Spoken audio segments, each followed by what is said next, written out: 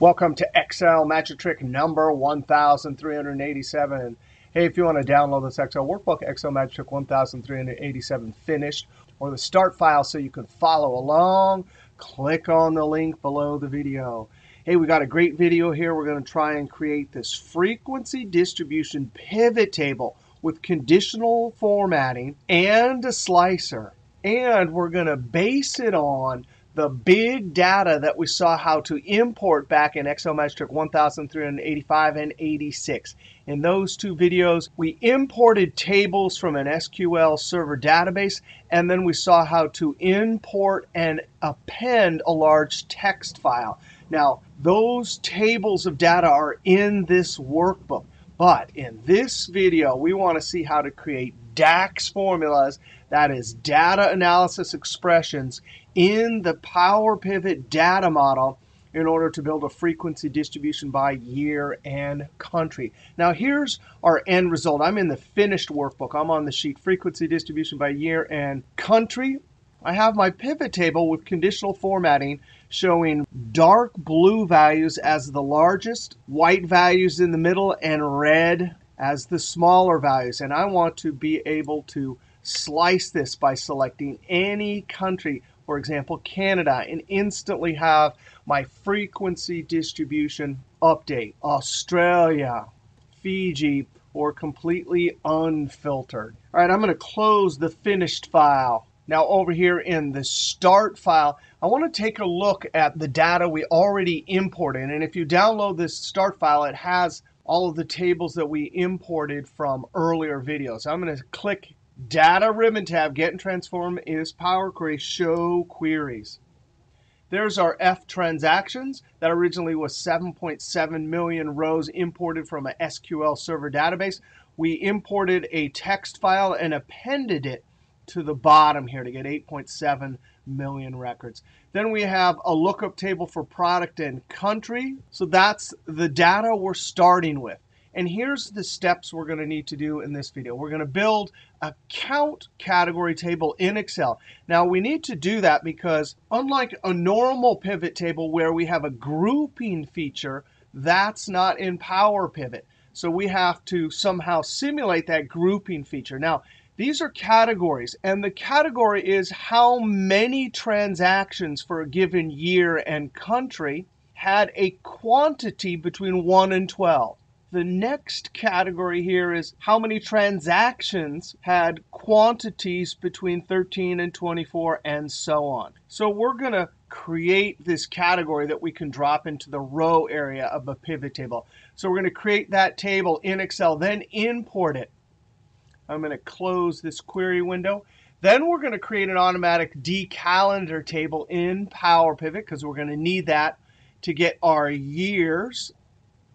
Then we're going to build a DAX calculated column in the fact table to use in the relationship between the fact table and the count category. Then we'll build relationships between tables. We'll build our DAX measure for our frequency formula. Then we'll build our pivot table based on the data model. Add our conditional formatting to the pivot table, add a slicer, and some formatting. All right, so step number one, we're going to go to the sheet Count Categories. And on this sheet, we're going to create our Excel table with those categories. Now, for each category, we're going to need the lower and upper. So here we need 1 to 12, 13 to 24, and so on. So for the upper, I'm going to build a formula equals whatever the increment that we enter over here is. And I'm going to use the F4 key to lock that. Now notice I'm going to need 12, 24, 36. So I need to multiply this by some number incrementer that will give me 1, 2, 3 as I copy down. So we use the rows function. Now I need an expandable range here so rows can count how many rows there are in the range as we copy down. I'm sitting in cell C2, so I'm going to type $2 colon. Now, if we were not in an Excel table, we would simply type C2. Notice that 2 is locked, but that 2 is not. Right now, rows says how many rows are there from 2 to 2? There's only 1. But that 2 will turn to 3, 4, 5 as we copy down. And rows will give us 1, 2, 3 as we copy down. But guess what? The Excel table feature does not handle this kind of expandable range. But there's a great substitute. Instead of using a normal cell reference, I'm going to use the table formula nomenclature to get at that C2 as a relative cell reference. Now, in table formula nomenclatures, field names are always in square brackets. And I would simply like to say, please give me the upper tab and then close square bracket. Unfortunately, this is not a DAX calculated column where it would understand that it should get the current row. But over here in an Excel table, we indicate that we want whatever's in the upper column from the current row by using an @ symbol. And so that's how we're going to use a relative cell reference, which really means the formula is looking at the cell itself. And actually, there's very few formulas in Excel that don't give you a circular reference when you do this. But for an expandable range, it works fine. Now I'm going to Control-Enter. And that little blue boomerang shape there, I'm going to hover my cursor. And when I see my diagonal black arrow, I can click and drag. Now I'm going to go to a particular cell and hit F2. Notice it says C2 locked and the current row upper. So what rows really sees is C2, C3, C4. So it's counting from 2 to 4. Thus, it gets 3 times 12 is 36. So that formula will work all the way down. All right, for our lower, I don't want a single formula and then a different formula here. So in the very top cell, I need 1. Then I need 13. So I'm going to say, please, equal sign, right arrow. There's my relative cell reference for whatever's in the current row for upper. But I'm going to subtract the increment over here, F4. That gives me 12 minus 12 for this row, so I need to add 1 back in. Control-Enter, or just Enter, to populate all the way down. And there are our upper and lower, 13, 24, 25, and 36. Now we can create our category equals right arrow. That's our relative cell reference, 1 to the right. And I'm going to use the join symbol, ampersand, to join in double quotes, a space, dash, space, and double quotes, ampersand, arrow, arrow. And that will work all the way down. Notice we're getting whatever's in the current row for upper and whatever's in the current row for lower. When I hit Enter, there are our categories. Now I want to stop here, Control-S. I actually need to figure out what the max upper limit should be. So I'm going to use the data model and a DAX measure for just like a one-time calculation. Now we go to the Power Pivot Ribbon tab. Over to Data Model Manage. We can also, in the Data Ribbon tab, there's our Manage Data Model. The keyboard is Alt-ADM. Now I'm in the F transaction table. I'm going to pull this gray line up. And this is called the Measure Grid. And then we can click in any cell here and create a measure. It's a formula. And I'm just going to ask the question, what's the biggest value in the quantity? Now, when you're creating a measure, I'm going to start typing the name. I'll immediately jump up to the formula bar, max quantity. And since we're in Power Pivot and not Power BI Desktop, we have to type a colon and then an equal sign before we enter our max function. Now, the convention for referencing columns, no matter where you are in the data model, is you put the table name, F transactions, and then in square brackets, the particular field name or column name. So there it is, F transactions quantity. Close parentheses and Enter. And so we're using a DAX measure down in the measure grid just to see what the maximum value is, and it's 156. Alt-Tab. So I'm going to point to the lower right-hand corner, and when I see my diagonal black arrow, I click and drag. And there we go. So 145 to 156 will be our last category. Control-S. Now we need to import this into the data model. Design. And I want to make sure that I have in Properties a good name. Count Categories is the name of this table. Now I go over to Power Pivot. And in the Tables group, there is Add to Data Model. I can see my table down here, count categories. If we go over to View, Diagram View, here's our F transaction. There's our count categories. We can move these around. We actually have one more table we need to create, and it's awesome in Power Pivot. There's an automatic button. If we go back to Data View and click on our F transactions table, there's an automatic button to create a calendar table. Now, if you're in Power BI Desktop, a few videos ago, I showed you how to do it with a table DAX formula. But we're in Power Pivot. I go over to Design, Calendars. There's our date table, and I say New. And it knows what to do. It went through and got a unique list from the min to the max. It gave us year, month number, month, and a bunch of other columns. Now I'm going to drag this over to the side. We do not have to do this, but you can if you want. Come over to Home, Formatting, click the drop down, and format this just as a date. Now for us, that year column is what we're going to drop into the column area as a condition or criteria for the interior frequency calculation.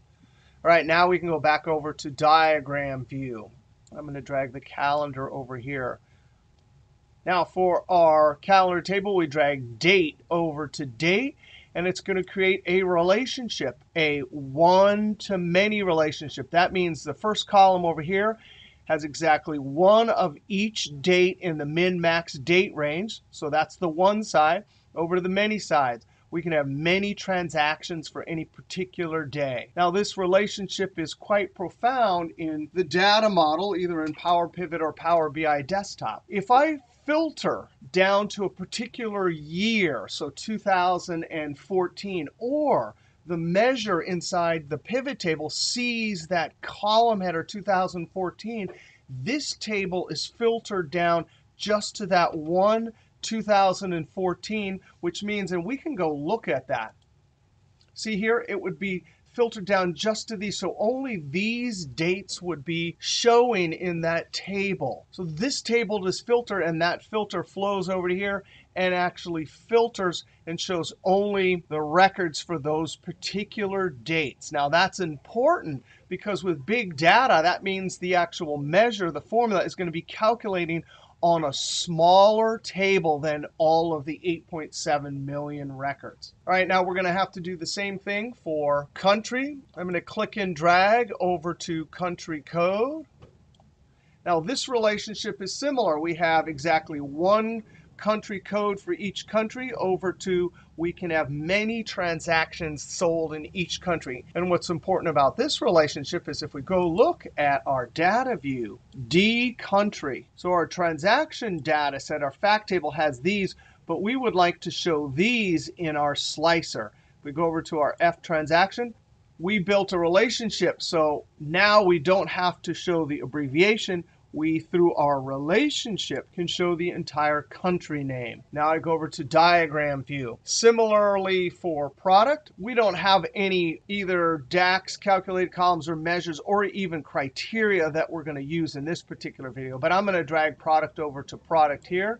It's the one side to the many. We have one product with the price, cost, and the category. And of course, we can have many transactions sold for a particular product. Now, here's the one that we have to adjust. Count categories. There's nothing over here that we can build a relationship. Now, we don't have to build a relationship. We actually could build a formula that could deal with a disconnected table. But let's go look over in Data View at our count category. What we're going to do is we're going to, over in our fact table, in essence, code each transaction with the upper limit, either 12, 24, 36, 48. So if I go over to F transactions, I need a calculated column that will look at the quantity. 2 would be rounded up to 12. If I click the filter, you can see a unique list. So if I was at 34 quantity, it would need to round up to 36. Now, it's going to be a simple, straightforward formula, but this is 8.7 million records. If I add a calculated column here, it's going to add a new column to that database with supposedly 8.7 million records. But that's not the way the columnar database in Power Pivot and Power BI Desktop work. Anytime you have a column here, remember it's called columnar database, column database. Each one of these columns is stored as a separate unit, and only the unique list of items for each column is going to be showing. So really, if I add calculated column, and back over on count categories, there's only 13 unique possible items that are going to go in this new column here. So the columnar database will store an actual really small column with just those unique values in RAM memory. So that's what we're going to do. Now, how do we create a calculated column? Remember, we did a measure down here. And measures are items we can use down here in the measured grid or in the pivot table values area. And any measure will see the criteria coming from the pivot table row column area. Well, right here, we're going to build a calculated column. And this calculated column, it'll actually copy down, and it will automatically see each row in the data set, which means it'll automatically see each quantity for each transaction. All right, so here's how we create a calculated column. I'm going to double click and call this. Now, I called it something ridiculously big. I typed the name, upper limit quantity for a relationship. We'll actually hide this column so it doesn't show up in our pivot table field list. We'll just use it for the relationship. All right, and here's the formula. It's pretty easy. There's an equal sign. We're just going to use the ceiling function. Ceiling, I need to look at for each row in the data set quantity. So I type FT down arrow to get my table name and in square brackets field name. Now I type a comma. Significance, I'm going to always round up to the nearest 12. 12, 24, 36, and so on. Close parentheses and enter. And now one beautiful thing about all filters in any tool that we use in Microsoft products is if you click the filter, you'll see a unique list. And that, in essence, is a preview of what's being stored in the columnar database. All right, now we have, in essence, codified each transaction with a multiple of 12. And now over in diagram view, we can use the upper value and click and drag over to upper limit quantity for relationship.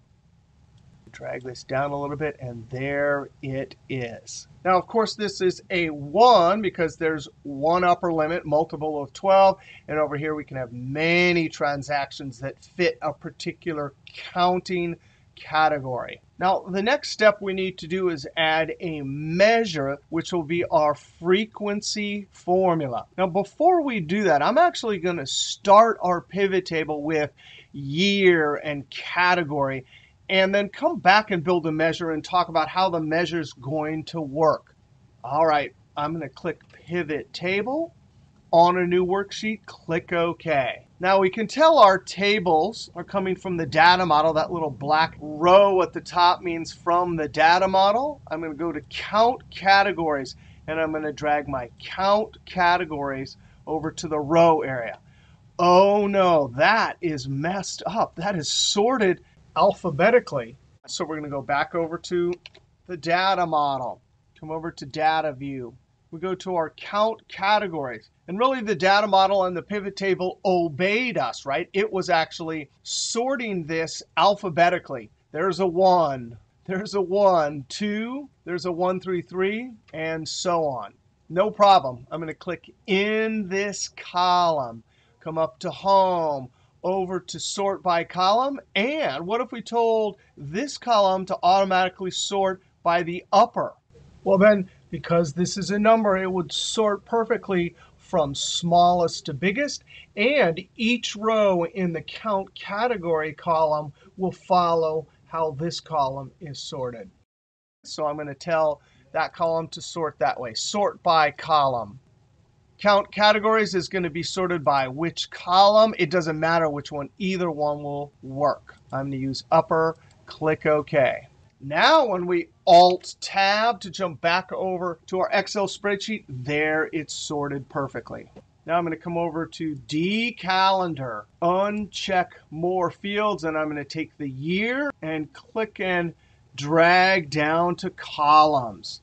And there's the start of our pivot table. Now, a couple of things. I'm going to change the layout so we don't see column and row labels. Up to Design, Report Layout, Show, and Tabular. I'm going to come down to the sheet, double-click, and call this Frequency Distribution Quantity by Year and Country. All right, so we need a formula that in any intersecting cell will know to count only the quantity that was between 13 and 24 by this particular year. Later, we'll add that slicer.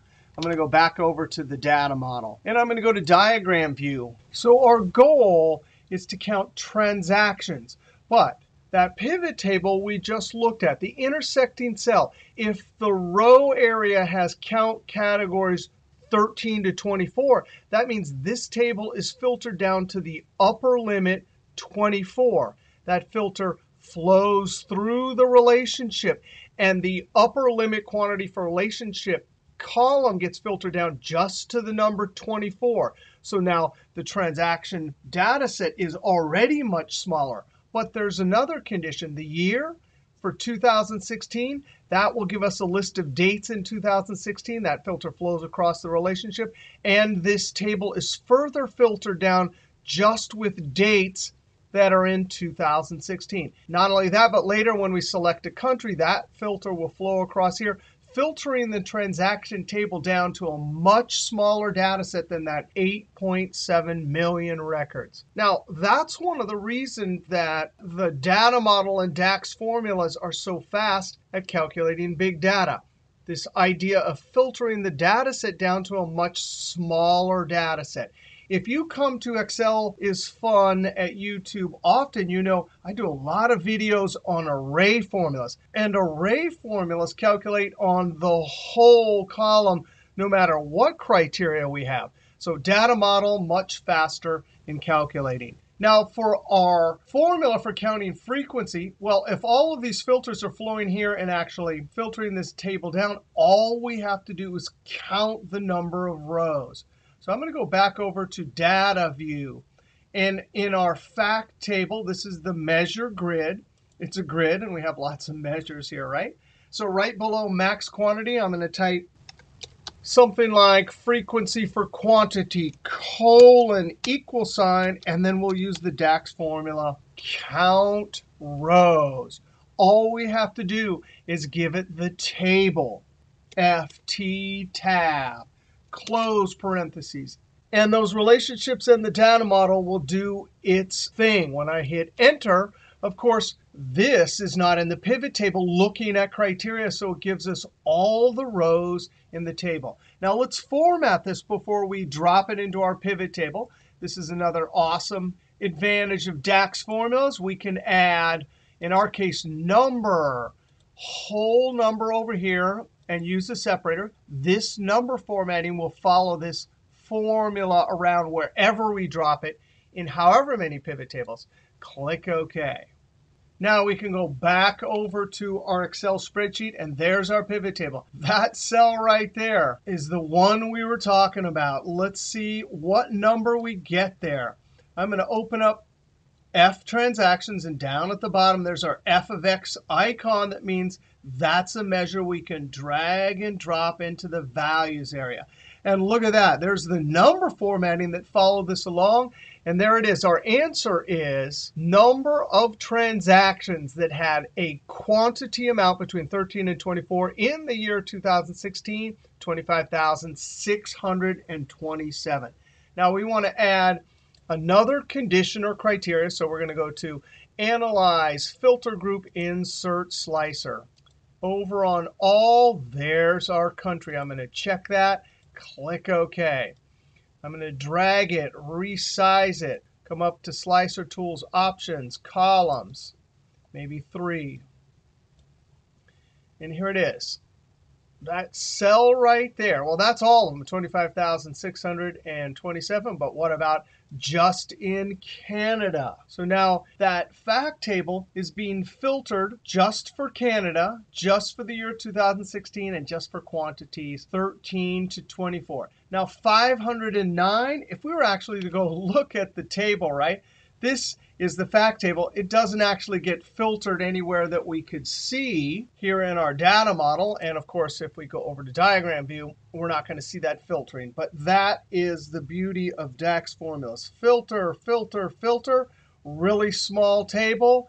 Our count rows is counting. Now, I'm going to unfilter all of this. Let's go ahead and add some conditional formatting. Now, this is a pivot table. I'm going to click in a single cell instead of highlighting the inside of it. Go up to Home, Styles, Conditional Formatting, and I would like to do color scales. This will give us a color for the max and a color for the min, and there'll be some gradients in between. I'm going to click that first one right there, and there is a Smart Tag that pops up. I'm going to click the drop down, and instead of selected cells, or all cells showing frequency quantity, I want all cells showing our measure, but for count, categories, and years. That means whatever the row label is here and column label. I'm going to select all, and there it is. Now I want to go over to Canada. I could see there's the darkest blue. There's the darkest red. Biggest, smallest. And then the lighter ones in between. The lighter blue ones are near the middle. The lighter red ones are also near the middle. Now I'm going to highlight the pivot table, point to the edge, and with my move cursor, I'm going to click and drag. Now I'm going to highlight some cells, not inside the pivot table, though. Actually, I should have done that slightly differently. I'm going to try to highlight everything around, and then right-click Mini Toolbar. I'm going to select that color right there. Then I'm going to type a label here. Now watch this. I actually miscalculated where this pivot table should go. I'm going to highlight just the pivot table, holding Shift. I'm going to get my move cursor and click and drag down one. You can see that vertical bar. I'm going to let go of the mouse, but not Shift. In essence, I inserted it down, so I had a little row of blue there. Now I'm going to highlight all the way to H, Control-1 to open up Format Cells, Alignment.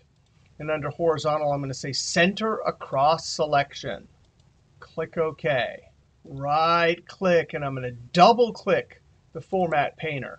And then I'm going to click, click, click, Escape to turn off the Format Painter. Then I'm going to highlight those three cells and maybe change the font size to 14. Control-B to add some bold. One important thing, I need to right-click the pivot table options. And I want to say uncheck autofit column widths on update. Now I'm going to select Algeria, Australia, Brazil, and there is my frequency distribution for quantities by year and country. Hey, that was a lot of fun with a pivot table built on the data model. We did some conditional formatting, a slicer. We started off with building a table in Excel, learned a little bit about table formula nomenclature over here in Excel. Over here in the data model, we imported all of these tables, built an automatic calendar table, imported this one, built a special calculated column so we could build a relationship between our counting categories, built all of our relationships, and saw count rows function for doing frequency. All right, we'll see you next video.